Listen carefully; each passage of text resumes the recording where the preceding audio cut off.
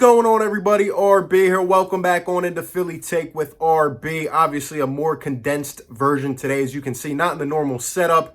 It's been a long day for sure, but I did want to check in with a quick news update just so that we can stay consistent in our coverage. We will be covering this team all year long in terms of news coverage, injury updates, analysis, call-in shows, post games, play-by-play, all that good stuff.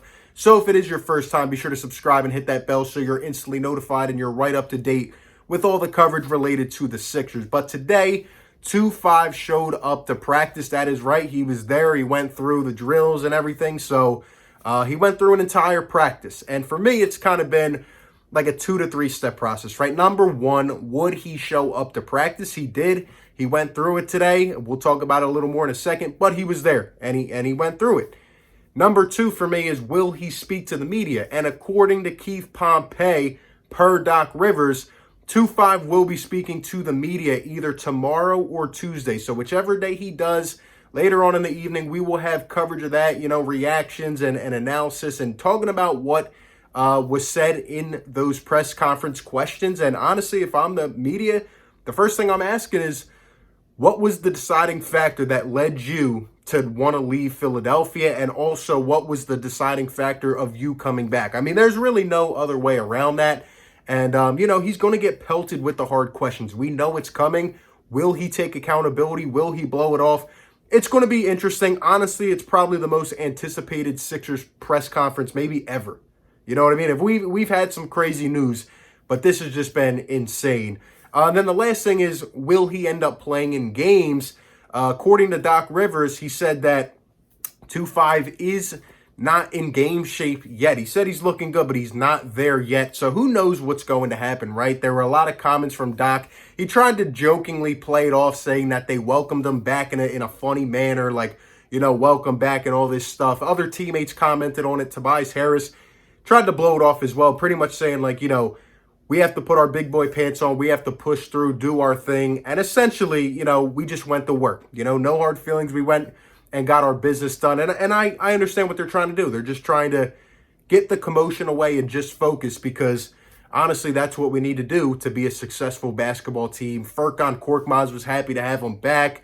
A couple other teammates commented on it. But at the end of the day, it seemed like just a normal practice, but who knows what's going on behind closed doors. There's a picture of 2-5 at practice, and it's actually interesting because he was practicing with the second unit and the third unit. So obviously he comes back, and I like that, like, you're not just coming right back in, getting your spot.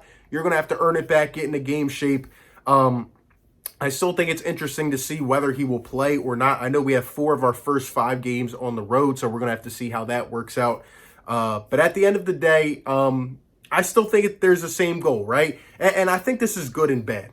I think the goal, obviously, for both sides is to get moved and facilitate a trade. And that's why this would have been so much easier if done, behind closed doors at the beginning of the offseason. But it didn't.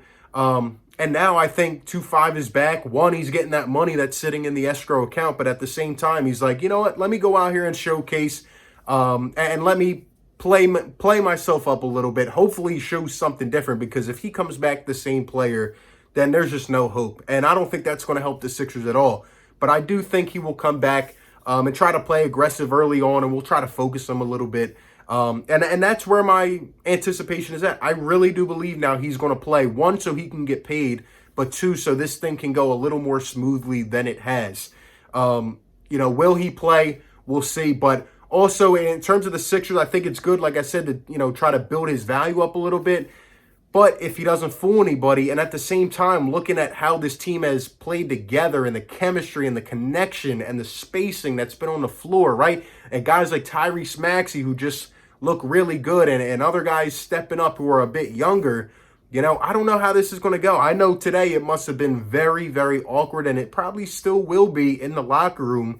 But this could create some issues. We could see some antsiness and just some guys going at each other's necks. And I just think it could create a toxic environment. So I hope that the business gets carried out soon. We'll see what happens. But who knows, right? Who knows? This press conference is going to be insane. We're going to get a lot of answers to our questions in terms of how this will be played out, right? Will it get even worse Will there be a rough environment, or will it just be something where it's like, let me take some accountability, let it blow over until a trade happens? We know that's the end goal for both parties. Just wanted to come at you with a quick report. Be sure to subscribe and hit the bell to stay updated on all Sixers related coverage. Drop a like if you enjoyed this, and can't wait to catch you all on the next one. Have a great night. Peace. Perfect.